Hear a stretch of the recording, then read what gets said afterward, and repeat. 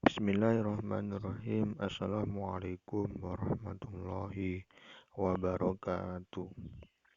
Untuk mengawali pembelajaran pada kesempatan kali ini, marilah terlebih dahulu kita berdoa.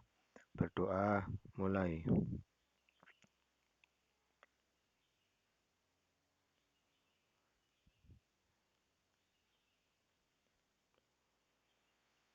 Berdoa selesai.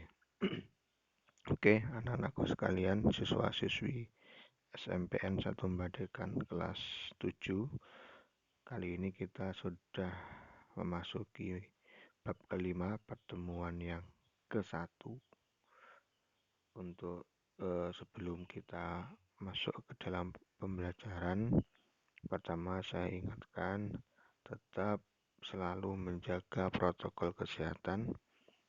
Tetap terapkan protokol kesehatan dengan sebaik-baiknya supaya kita terhindar dari berbagai macam virus, khususnya virus corona.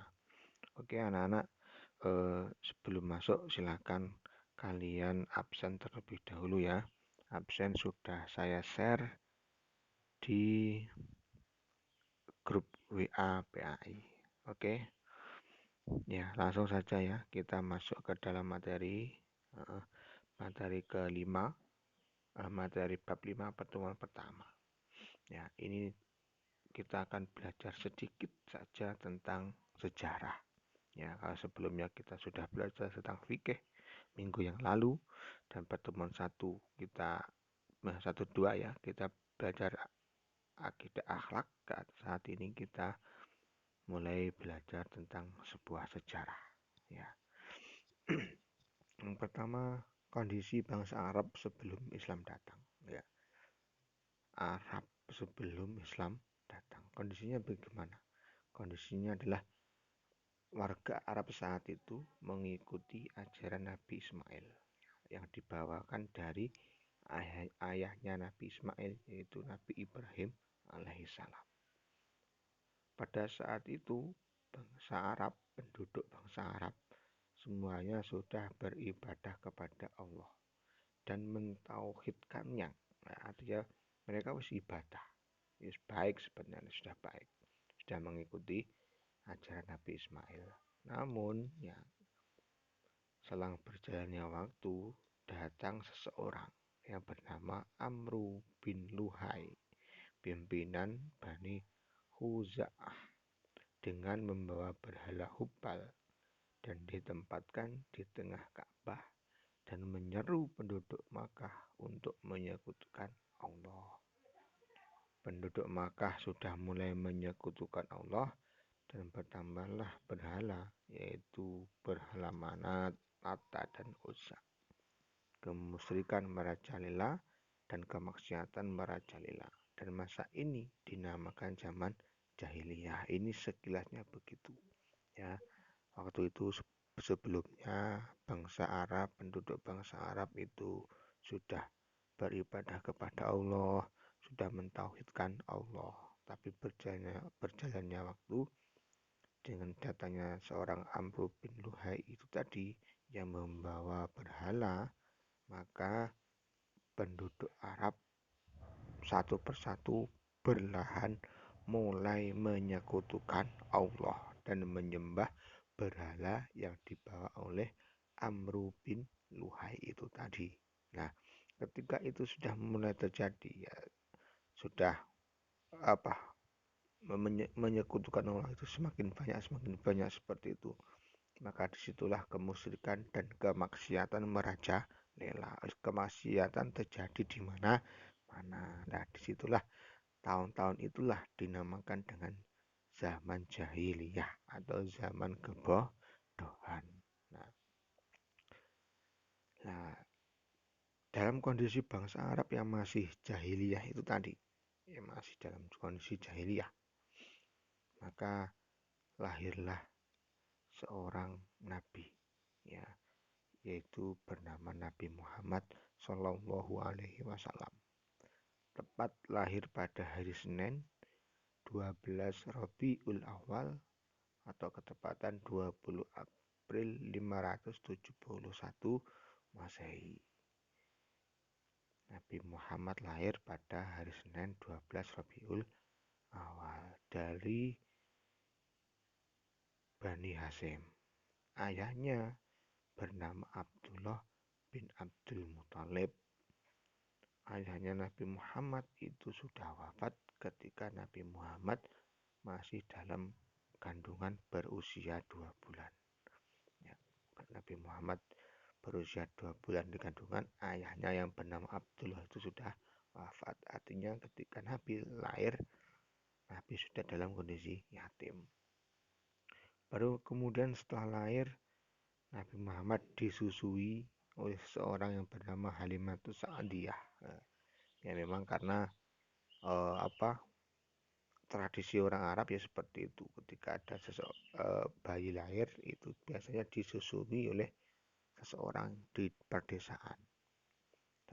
Ya yang begitu pula yang dialami oleh Nabi Muhammad, disusui oleh Halimatus Sa'diyah. Baru kemudian setelah berjalannya waktu, ketepatan Nabi Muhammad umur 6 tahun, Nabi Muhammad ditinggal meninggal oleh ibunya yang bernama Siti Aminah. Ibunya wafat ketika Nabi Muhammad berusia 6 tahun.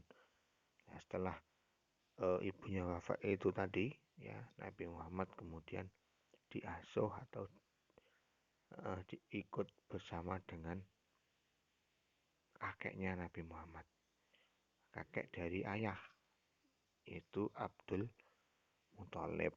Ya, terus berjalannya waktu 2 tahun hidup bersama sang kakek. Di usia 8 tahun, kakeknya pun juga ikut meninggal.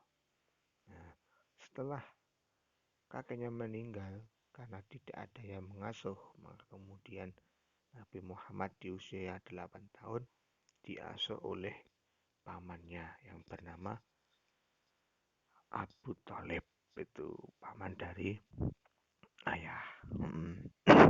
Setelah ini ketika diasuh oleh Abu Thalib inilah Nabi Muhammad mulai berkembang, artinya benar-benar mulai belajar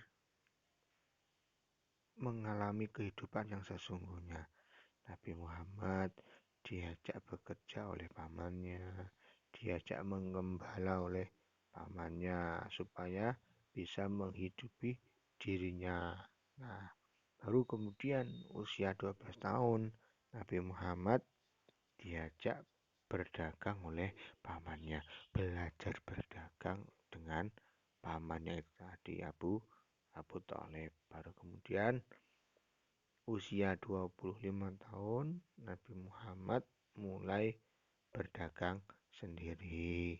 Nabi Muhammad berdagang dengan penuh kejujuran, ya, sopan, lemah lembut dan penuh kasih sayang.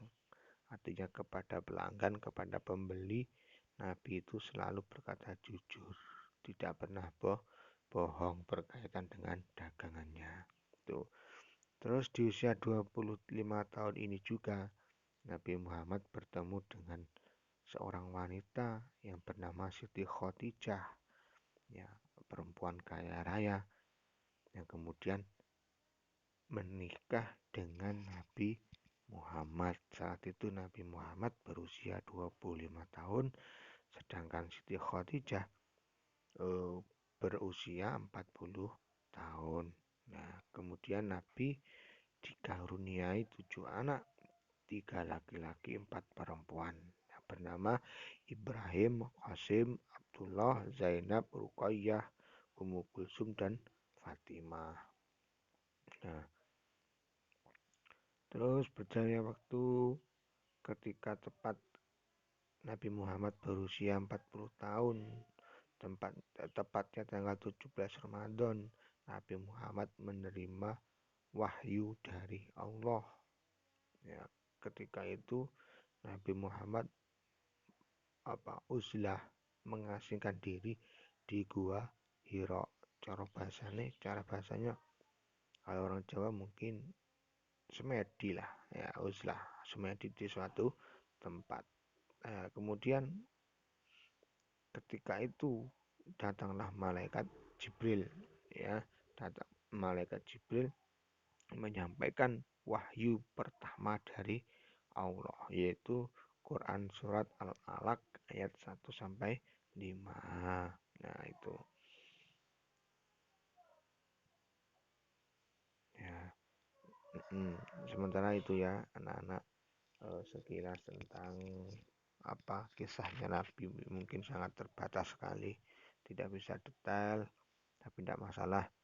Yang penting secara garis besar kalian tahu bahwa Nabi Muhammad itu apa lahir dari golongan Bani Hasyim, ayahnya bernama Abdullah bin Abdul Muthalib, ya, ibunya bernama Siti Aminah. Waktu kecil disusui oleh Halimatus Sa'diyah. Usia 2 bulan bapaknya sudah meninggal. Usia 6 tahun ibunya juga meninggal. Baru kemudian umur 8 tahun kakeknya meninggal. Setelah itu ya umur 8 tahun itu diasuh oleh pamannya. Nah, setelah berjalannya waktu di usia 25 tahun Nabi Muhammad mulai mandiri, berdagang sendiri, dan kemudian di usia 25 tahun itu juga Nabi Muhammad menikah dengan Siti Khadijah. Nah, kemudian di usia 40 tahun Nabi Muhammad menerima wahyu pertamanya di Gua Hira. Wahyu pertamanya yaitu Quran surat Al-Alaq ayat 1 sampai 5. Secara garis besar seperti itu. Tapi ada hal yang perlu kalian pahami dari kisah Nabi ini. Salah satunya adalah minimal kalian harus tahu bahwa semua itu butuh yang namanya proses ya. Nabi Muhammad orang pilihan ya, yang Nur Muhammadnya itu sudah ada sebelum Allah menciptakan segala sesuatu. Itu pun ketika Nabi Muhammad dilahirkan di dunia, itu pun juga melalui sebuah proses, tidak serta-merta ketika Nabi datang, ketika Nabi lahir kemudian langsung menjadi orang hebat, tidak. Artinya ya Nabi lahir di bumi ya seperti layaknya orang biasa, berkembang dari kecil, besar, yang merangkak, berjalan dan seterusnya. Mulai baru akhirnya di usia 40 tahun baru kemudian Nabi menerima wahyu pertama, sekaligus sebagai tanda bahwa Nabi adalah orang yang dipilih Allah untuk menjadi Nabi. Itu pelajarannya, itu kalian harus tahu ya, bahwa semua itu tidak instan, bahwa semua itu butuh yang namanya proses ya. Apakah Allah tidak bisa menjadikan Nabi langsung hebat? Bisa. Allah pasti bisa menjadikan Nabi langsung hebat, bisa. Tapi semua itu Allah tidak seperti itu ya. Semua diberikan secara bertahap, bahasanya seperti itu ya. Mungkin sementara itu ya yang bisa saya sampaikan. Ada kekurangan, ada kesalahan dalam saya menyampaikan, saya mohon maaf. Apabila ada kesalahan silahkan dikoreksi, apabila ada kekurangan silahkan ditambah di kolom komentar. Sekali lagi saya mohon maaf atas segala kesalahan. Terima kasih, semoga membawa manfaat untuk kita semua. Untuk kegiatan hari ini kita akhiri dengan bacaan Alhamdulillah. Alhamdulillahirrabbilalamin. Semoga bermanfaat. Assalamualaikum warahmatullahi wabarakatuh.